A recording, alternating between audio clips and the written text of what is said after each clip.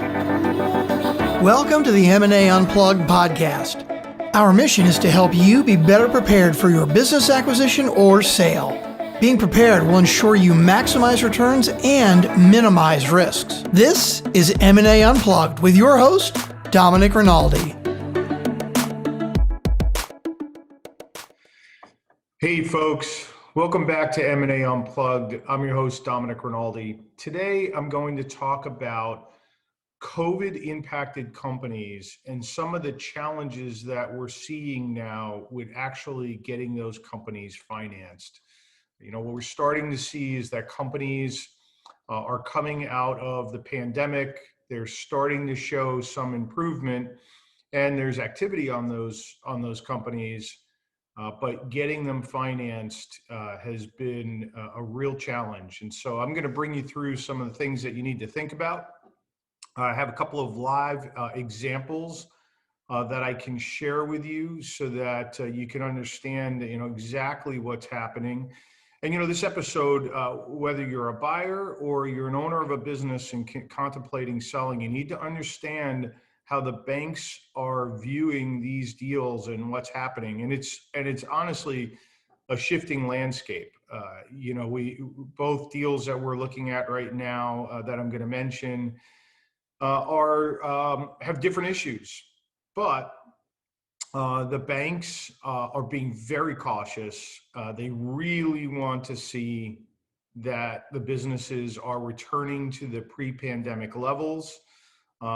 Even going as far as saying that they like the deal, but they're not willing to finance it and close on it until they actually see that the business has a good track record of recovery, month over month improvements. So we're going to get into a bit of that and what you need to be looking for and how to be better prepared. Before we do, though, I've been talking to a bunch of buyers recently who are just stuck. They're stuck understanding how to do diligence, especially on companies that have been impacted by COVID, whether the impact was a positive one or a negative one. And we all know that there are some companies that did really well through COVID and others who have really struggled. And doing diligence on either of those types of companies has proven to be a real challenge, because you really need to understand what the steady state is going to be, or have they reached a new threshold. And so people that are stuck doing diligence, understanding how to get banking, how to even make an offer. It's a real challenge to figure out how you can get to an offer that is going to be one that owners are going to engage with, and that's been a real challenge. So if you're stuck in any phase of the deal process, please reach out to us at marketing@K2 Advisor. That's K, the number 2, ADVISER.com. Marketing@K2 Advisor. We'll look at your situation, analyze what's going on, and see if we can help you get unstuck and get to the next level. So it's a real challenge with all the things that are going on out there and the companies that have been impacted positively or negatively. And we're seeing a lot of it, and certainly have the expertise to help you hopefully get through that and get to a good deal. So thanks for being here, and hope you enjoyed today's episode.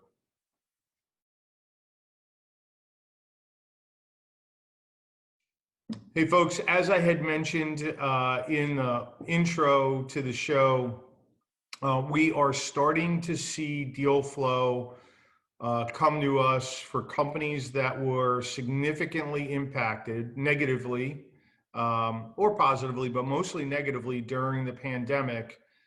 And the owners were able to stabilize the businesses, and they're starting to show some signs of coming out of the pandemic. And the owners are at a point where maybe they'd like to sell the business.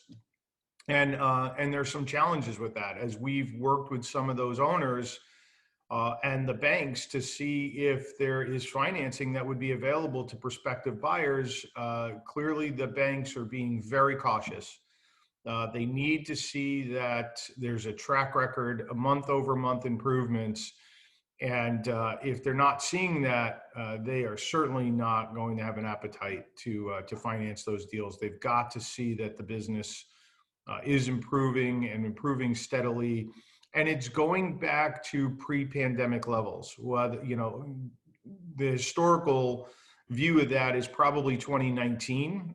So banks are comparing what the business is doing today to what it did in 2019. Doesn't always mean that it has to be 2019. Sometimes, the performance of a business might have been better in 2018. And so they're comparing periods over period, and they want to see that the business is gaining ground and getting healthy again, and has clearly stabilized, so they can understand what the go forward is.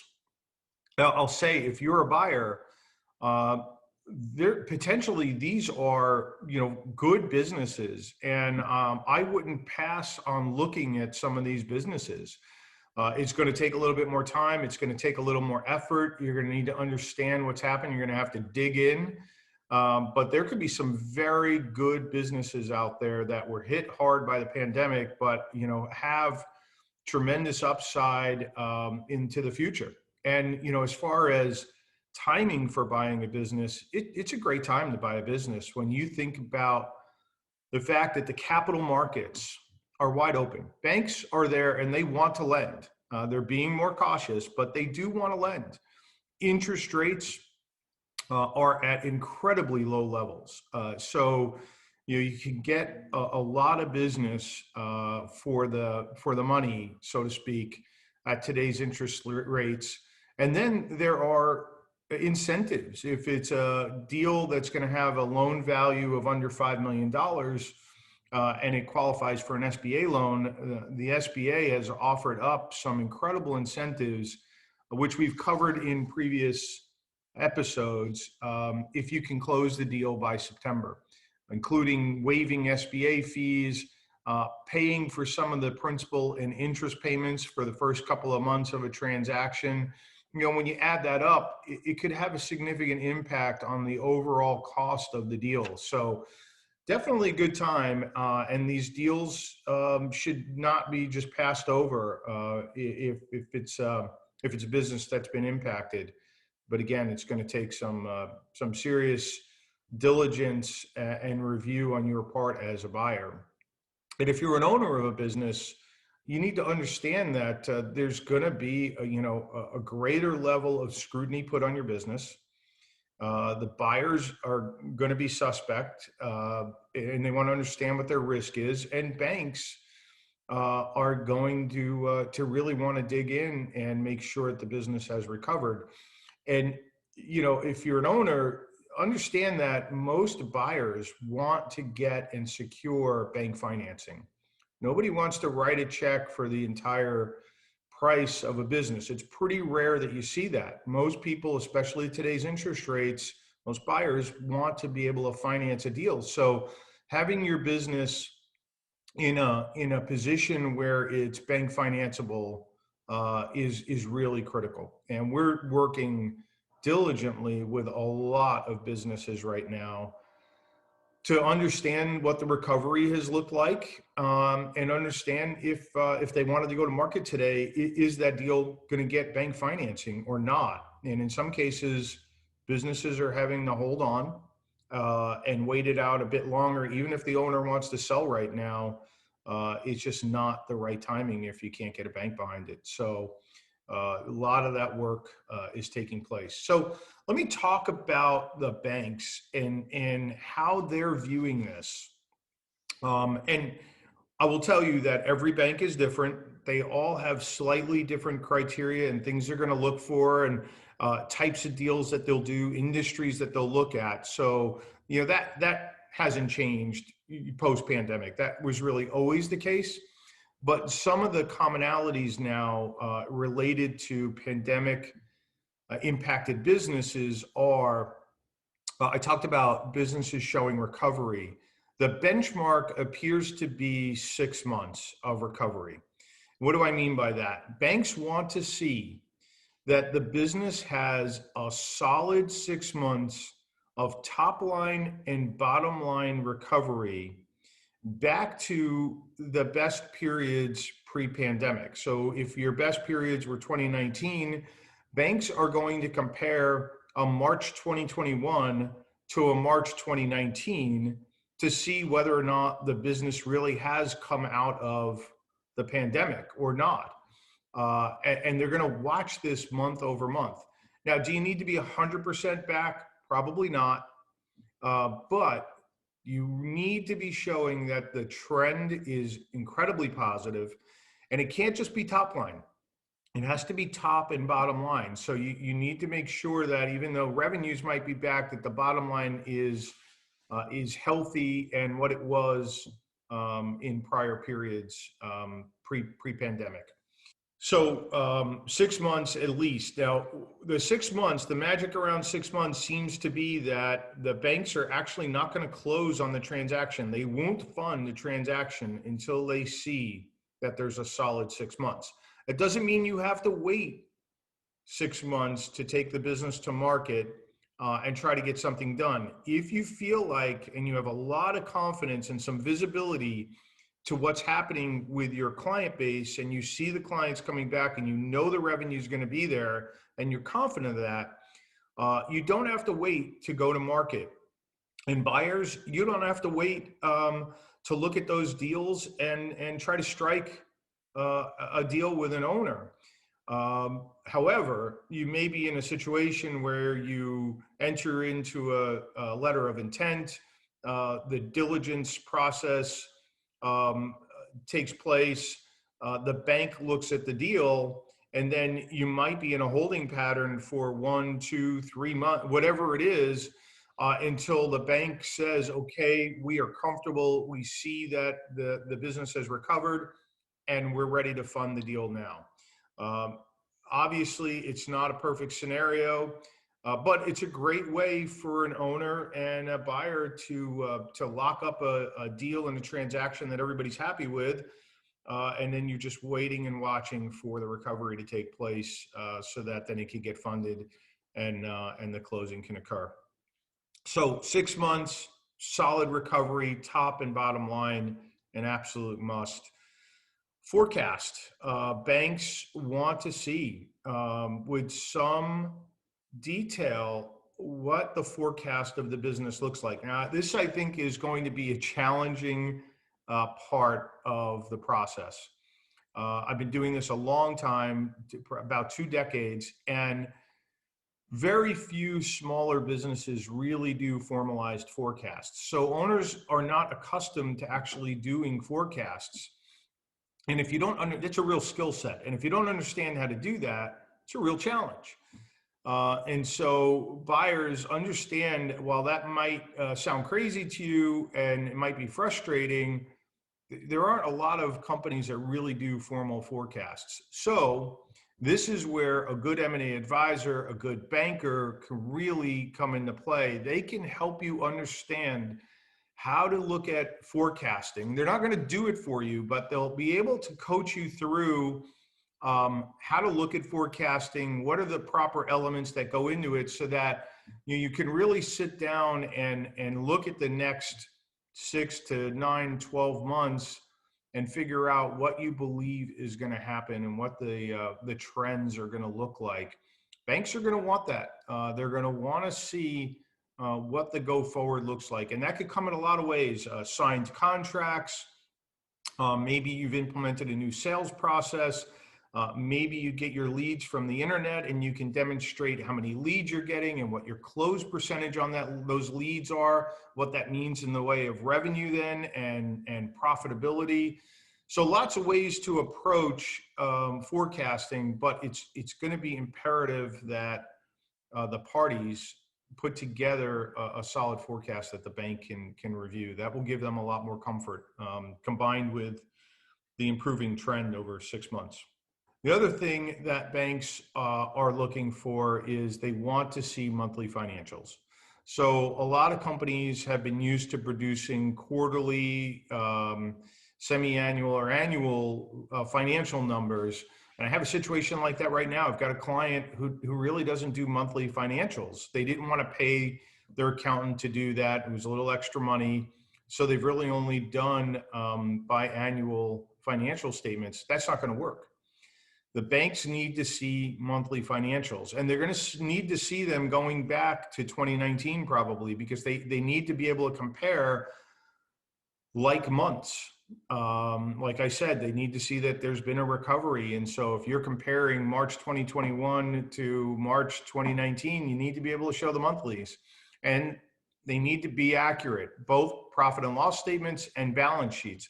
So in some cases, that means that accountants may have to go back and do some cleaning up of the financials so they can produce monthly numbers. But buyers and banks are going to want to see this for sure in order to get financing. So might as well get ahead of that now. And then the other thing, I can't say that this has been a tremendous change, but there's clearly more emphasis on this now than there was before. The banks are looking to see that the buyer has relevant transferable experience. Now that's not a new statement. You probably heard that before. But in this case, they are going to put extra emphasis on this. They need to know that buyer really understands this industry.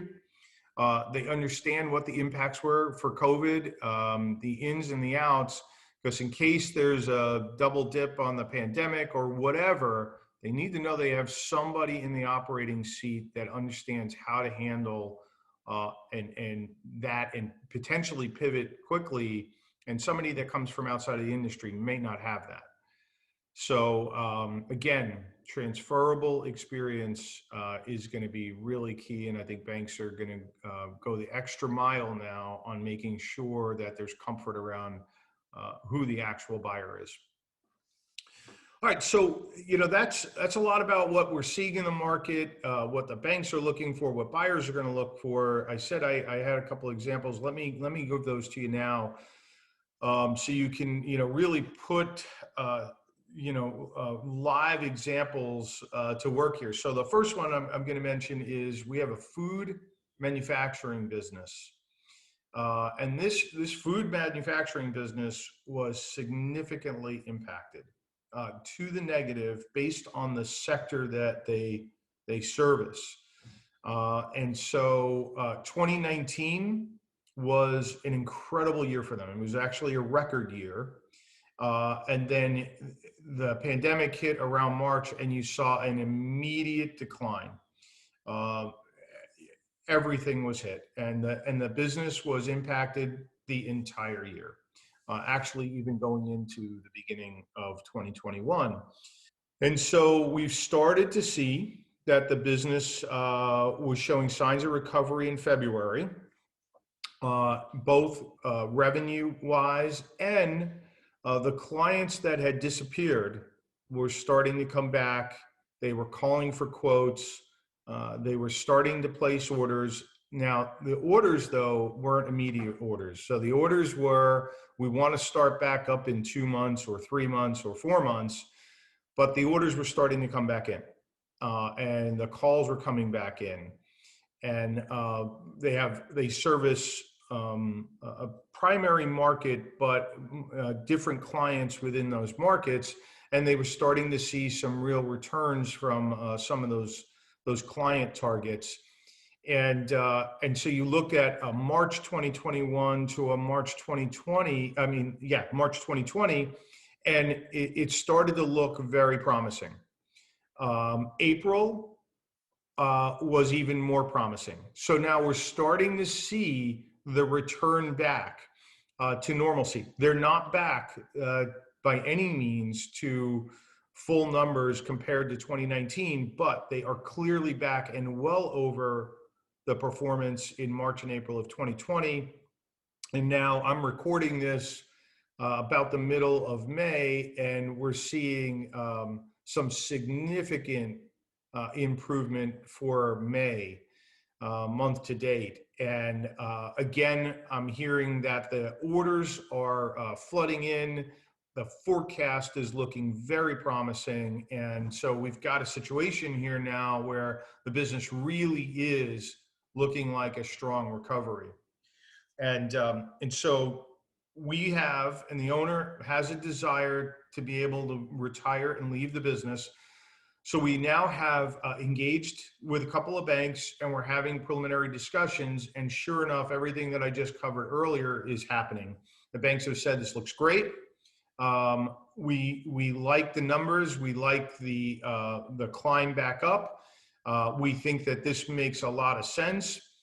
If we continue to see the numbers increase, we could get behind financing this deal. We've even talked about valuation expectations, and the bank is comfortable with the valuation expectations.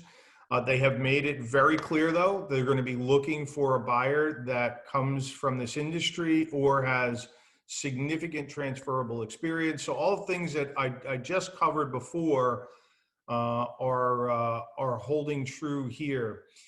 And so, what we're finding is that the owner has a strong desire to be able to exit the business before the end of the year. There happens to be a buyer we think is a good fit. And so we're going to go down the path, engage the buyer, explain the situation, see if we can get an offer on the table, hopefully get an offer that's accepted, get into diligence, and then we'll be in a holding pattern. And my best guess is a deal like this could close in about the September-October timeframe, if we're lucky and the forecasts are right and the improvement continues. So there's a good example, and this is a great business. It was a great business before the pandemic. It will be a great business again. It clearly was impacted by COVID. And so very promising, hopefully, for both parties, but banks are not going to write the check until they see the full recovery. So the second example that I wanted to cite was with a distributor. Not unlike the food manufacturer, the distributor actually had an unbelievable 2019. They were doing incredibly well. And the pandemic rolled along, and the business was hit significantly. However, unlike the food manufacturer, we started to see a recovery at the end of 2020. So the good news here is that with a recovery at the end of last year, and improving trends and an improving forecast, and some improvements that the owners made during the pandemic to the business, they made some infrastructure changes to the business that will probably have a pretty good impact on margins on a go-forward basis. So when you model all of that in, we're in a situation where we could actually start taking that business to market today, start talking to buyers, and there's a good chance that we're probably 2 months away from showing that 6 months of recovery. So by the time a buyer comes along, makes an offer, we'll be in a situation where we can accept the offer, get into diligence, and the bank will probably be willing to lend and close on the transaction right away. Again, assuming that we continue to see the improvement and the steady progress, which seems to be the case. And you can clearly see in this business that it was pandemic impacted. And when you see that as a buyer, again, it's okay to go down the path with those businesses. You're going to have to do more diligence, but it's okay. All right, so not to state the obvious, but we're clearly in uncharted waters, right?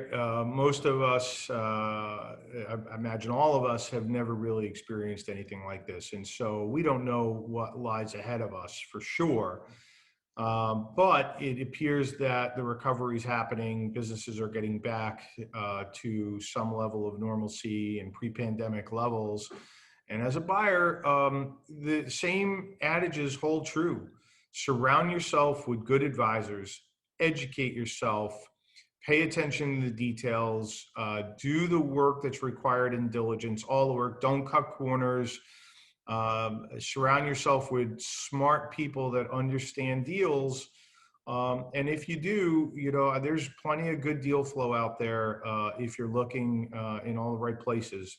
Sometimes that's a challenge. You need to understand what the right places are. But there are good deals to be had, and I think more and more are going to be there. My sense is that there are plenty of owners who lived through the 2008 recession and now the pandemic. And if they're, boomers, they're probably a bit tired. These are two unbelievably, negatively impacted, in most cases, negatively impacted situations that have occurred. And people are going to be tired and probably wanting to look at a good exit. And so I think there's going to be a lot of opportunities for buyers over the next couple of years. And so good deal flow, just surround yourself with smart people. I hope you enjoyed this episode. All of today's information will be available in the show notes. If you enjoy our content, please remember to subscribe and review our podcast. I look forward to seeing you again on the next episode of the M&A Unplugged podcast. And until then, please remember that scaling, acquiring, or selling a business takes time, preparation, and the proper knowledge.